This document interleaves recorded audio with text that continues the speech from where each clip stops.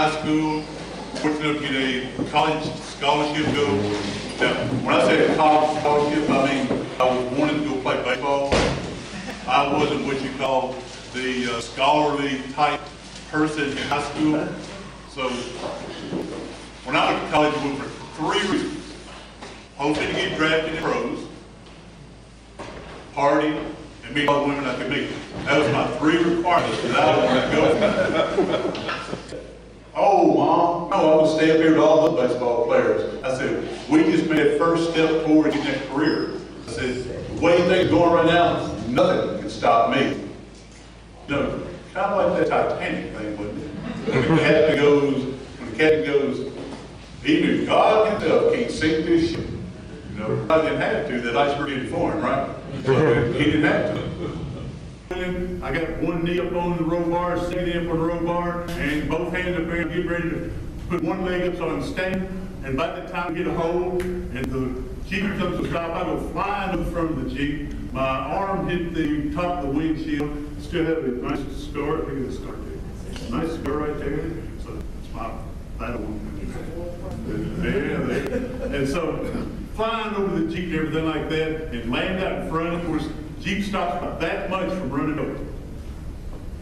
I get up, dust myself off, nothing was broken or anything, and just seeing the headlights of those bleeding and everything. So I got home, cleaning up the wound. My mother comes in about that time. She sees this wound I'm cleaning up. She says, boy, if you don't stop doing the things you're doing, you're going to be in a nursing home, and I'll be taking care of you the rest of your life.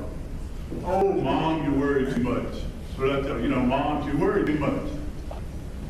We'd been in there for a while. About 5 plays before my injury, this one guy tackled this other guy, grabbed him by his hand, brought him down, and I remember yelling, man, the way you're playing, you're going to break someone's neck out here. About 5 plays later, my team got the ball. Hey, guys, I'm done for today. I get my stuff ready for class. I go to take classes, right? I need to excuse the leave, right? So I need to get my stuff ready for class, and we've been out for a few hours. So I left the hut. I got about 10 feet away. Then I heard someone say, we need someone to run the ball. I stopped, turned around, and I said, all right, I'll come back for one more play. Hint. Oh, hint. That's the name of my first book, one more play. Right? One more play. So I come back for one more play. They hand the ball off to me. I bust through the line, did my Heisman Trophy move. Bust 2 or 3 tackles. Scored a touchdown. As I'm turning back towards everyone and putting the ball down, scored a touchdown. You already put the ball down and a touchdown. So I'm turning back towards everyone. I see something in my peripheral vision. I don't have no idea what it is. You see something. I feel contact up high. I hear the loud pop. We both go to the ground.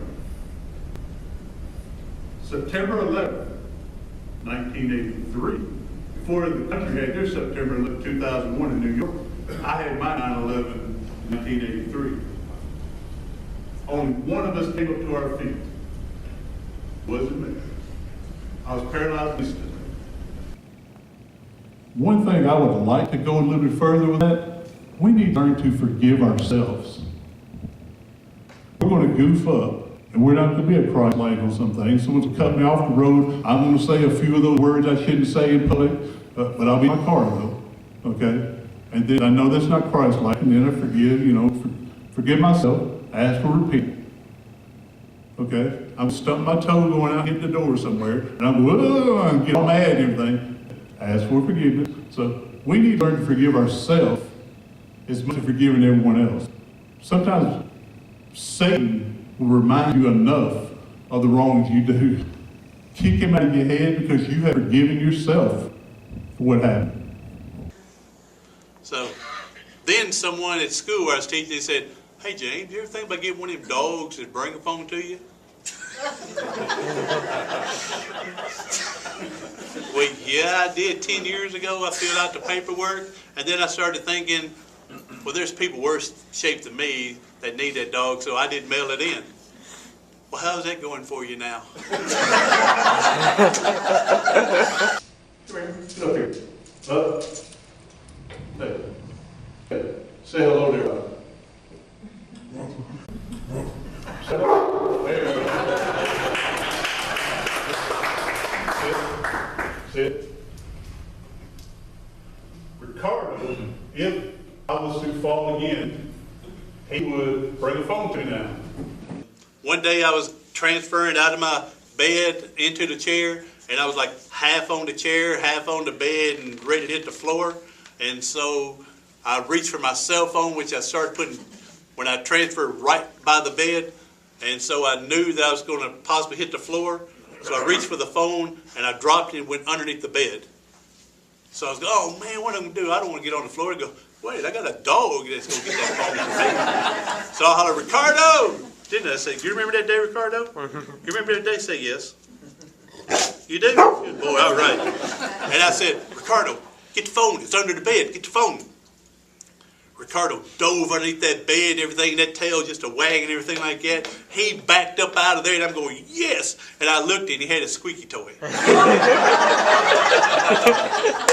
no, buddy. No, not the squeaky toy. Get the phone. Get the phone. He dove back underneath there and everything like that, and that tail is just a wag and everything. I'm going, yeah, get the phone, Ricardo. And he backed out of there, and he's all excited, and he's jumping up and down. And I go, that's a water bottle, Ricardo. That's not the phone. So they say three's a charm, right? Dive underneath there. He came back out of there, and he had that phone in his mouth, and I was, yeah, Ricardo. He was jumping and dancing and everything like that. And so I didn't hit the floor that day. So do something today, tomorrow, next week, the rest of your life that's going to help you persevere past your paralysis. Ricardo, say bye to everybody. Yeah, say bye. Good Lord.